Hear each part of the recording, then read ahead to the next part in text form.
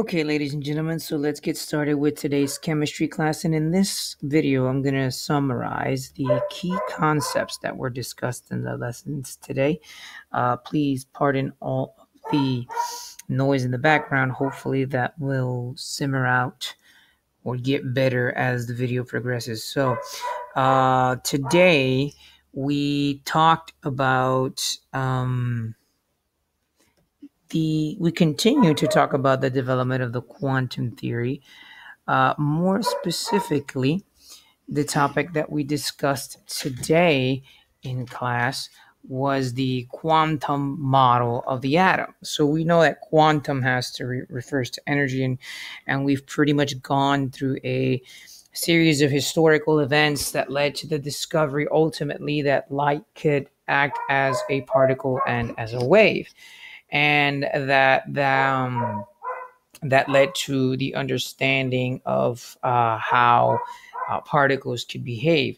Now, a little bit later on, this was actually applied to electrons. How do electrons orbit the nucleus of an atom? And we know from a fact from what we studied, Bohr's theory, that electrons do orbit the nucleus. We also saw from Rutherford's experiment that the nucleus of the atom was mainly an empty space. But later on, it was Louis de Broglie, who was a French physicist, and he discovered the wave nature of electron and suggested that all matter have wave properties.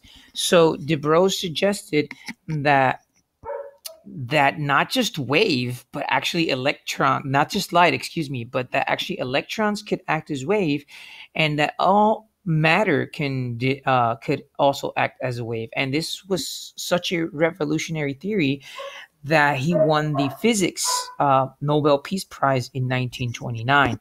Not only that, but at the same time that he discovered this, other scientists by chance actually proved that what he said was true, mathematically speaking. One of them was, of course, or one of them that based this or that used, I'm sorry, de Broglie's theory to come up with his own theory was actually Carl Heisenberg, who was a German theoretical physicist and a key figure in the development of quantum mechanics. So Heisenberg proposed the principle of uncertainty, which state that it is impossible to determine simultaneously the position and velocity of electrons and other particles. So basically, what this theory suggests is, assuming that this is the atom, assuming that the electrons orbit the atom, and at some point Bohr's theory was thought to be the planetary theory, right? But anyway, Heisenberg suggested that it was impossible to know the velocity at which this atom was moving and the position. It was not impossible to know the velocity at which an atom spun or the position, but he stated that it was impossible to know this at the same time. So Heisenberg uncertainty principle says it's impossible to know where this electron's position and how fast it's moving. It's impossible to know this at the same time. Maybe separately, yes, but not at the same time. So this was in 1926. So kind of recap, de Broglie suggested that electrons could act as wave and particles. Heisenberg suggested that it was impossible to know the position and the velocity of an electron at the same time. And then Schrodinger in 1926 developed an equation that basically treated electrons in atom as waves. This equation laid the foundation for the modern quantum theory. So it was actually Schrodinger who was able to mathematically prove what de Broglie said. So de Broglie was the first person to say, well, an electron can act as a wave.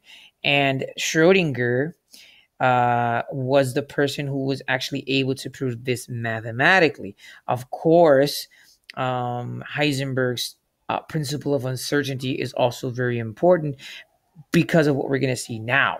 Because these development or the development of these theories or these discoveries led to the quantum theory, which basically describes mathematically the wave properties of electrons and very small particles. Now, this is the first quantum theory. This theory has been refined and has been very, very, very much changed or not changed. I would say it has been modernized, but basically de Broglie, Heisenberg, and Schrodinger's theory led to the development of the quantum theory, which basically describes mathematically the wave properties of electrons and very small particles. It says, based on the discovery realized by Bohr, Heisenberg, and Schrodinger, it was proposed that the electrons do not move neatly around the nucleus, but rather they existed in orbitals. So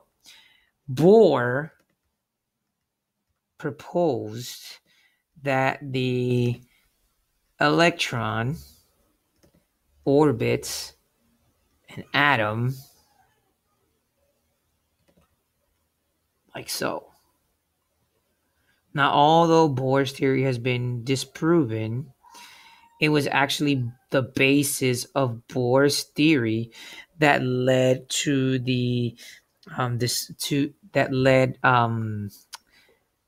Heisenberg, Schrodinger, and of course de Broglie to come. It was the discoveries made by all these scientists that came to give the conclusion that that the electrons don't neatly orbit them, that it's not as pretty as them around some rings, and then that's how they rotate, but actually that they are in fact in orbitals. Okay, so this again, based on the discovery realized by Bohr, Heisenberg, Schrodinger, it was proposed that the electrons do not neatly move around the nucleus, but rather they exist in orbitals. So it was the discovery of these theories that basically killed or discredited, which is a nicer word, this theory that the atom flows nice and neat and that it jumps in a nice little ring, but that they actually are occupy orbitals. Okay, now let's define orbitals real quick. So orbitals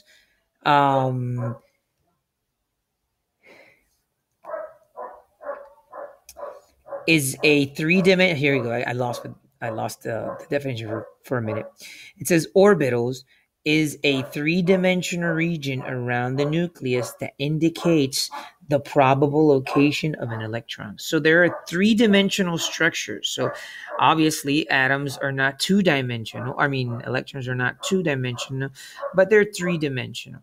And just so you guys have an idea, one of the possible shapes of an orbital, and of course that depends on the atom, and that depends on the on other factors. But for example, so you guys have an idea, this is what he proposed an orbital is, that the atoms are actually in three-dimensional orbitals, and that those orbitals actually surround the nucleus, which is why the electron is thought to be in the outside of the nucleus. Okay, so again, orbitals are a three-dimensional region around the nucleus that indicates the probable location of an electron. According to Schrodinger's equation, energy is not the only characteristics of orbital of an orbital. So energy is not the only characteristic that these orbitals have, but rather quantum numbers. And quantum numbers are used to describe orbitals accurately. So it's not just the energy that causes the electron to move around these orbitals, but actually the quantum numbers. And there are numbers that help describe these orbitals more accurately, because that does vary depending on the element and other characteristics. It says they specify the properties of the property of atomic models and the properties of electron in the atoms. So the quantum numbers actually specify the properties of the electrons and of the atomic models. So basically, there are 4 quantum numbers. And what I'm going to do is I'm going to very briefly explain each quantum number. And again, this would be basically a summary of what we did in class today. So in a nutshell, we have that the electrons are around the orbitals, and then these orbitals have quantum numbers, and they specify or give specific properties of the electrons. And there are 4 quantum numbers. And so the first quantum number is the principal quantum number, which indicates the main energy levels occupied by electrons and are symbolized by N. So the first, let me erase this. The first quantum number is N. Okay, so the first quantum number is N, and it indicates the main energy levels occupied by electrons. They're symbolized by the letter N, and they are represented by positive integers. So that means we'll see them represented as N equals 1, 2, 3, and 4, and so on and so forth. And also, not only are they indicated by positive integers, and not only do they indicate where atoms are located, but as the N, which is again the principal quantum number, and it indicates the main energy levels occupied by electrons. As the main energy level occupied by electron rises, so or increases, so does the distance. And it actually says it right here. They are represented by positive integers, and as N increases, the electron's energy and distance also increases. So the higher N is, the more energy the electrons have, and that also means that the farther they are away from the nucleus. Okay, it says the electron's energy and distance increase more than one okay, and also that more than one electron can have the same N. So you can have 2 or 3 electrons that are in the same energy level, and that's fine. The second number is the angular momentum, and it's represented by L, but it's more of an italic L. I just didn't have that key on my here, but an angular momentum symbolized by, again, an italic L, indicates the shape of the orbital. So the shape of the orbital, and a minute ago I drew this. So if an orbital that contains an electrons were shaped like this, that would be determined by the angular number. Okay, again, the angular number symbolized by L indicates the shape of the orbital. That would be the second quantum number. The third quantum number is called the magnetic number, and it indicates the orientation of an orbital. So the magnetic quantum number indicates the orientation of an orbital. Basically, it indicates whether this will be looking up, this will be looking down, or it will be looking sideways, or it will be looking diagonally. Okay, the magnetic quantum number indicates the orientation of an orbital around the nucleus and is symbolized by M. And the last one is the spin quantum number, and the spin quantum number indicates the fundamental spin states of an electron in its orbital. A single orbital can hold a maximum of 2 electrons. Let me move this. Let me see if I can move. There you go. And a single orbital can hold a maximum of 2 electrons, and there are positive spin. That means their values are either positive or negative. Now, that sounds very technical, but all you need to know is that the spin number indicates the fundamental spin state. Now, atoms, what this means is that the electrons are not just still, they're spinning, and it's that spin that causes a series of different things. Okay, so we have the 4 quantum numbers indicated here. Give me 1 second, ladies and gentlemen.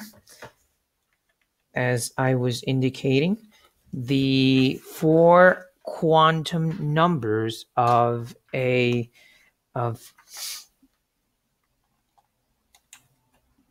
of electron orbitals are n, which is the principal quantum number, and n indicates the where the energy levels that electrons occupy, and again, as n increases, so does the energy and so does the distance. The second quantum that we have is the angular momentum, which is symbolized by L, and it indicates the shape of the orbital. The magnetic quantum number, which indicates the orientation, and the spin um, quantum number, which basically indicates the fundamental spin state of an electron, and it can occupy positive one half or negative one half. And that means that basically when you have electrons, electrons are in pairs, and we'll see that when we talk about electron configuration. But basically, electrons are in pairs, and they're spinning, which means they're never still, and they're spinning in opposite directions. So that means that whenever we have an electron indicated by these arrows, that means that they're going to be opposite each other. That means that one atom or one electron is going to have a spin state looking upward if they occupy, of course, the same orbital, and the second one is going to be looking downward. Okay, so again, this is just a brief summary of the quantum atomic model that we discussed today in class. Hopefully, this summary will help you guys understand the concepts a little better and be able to help you answer the questions. So stay safe, and we'll see each other in our next class. Bye.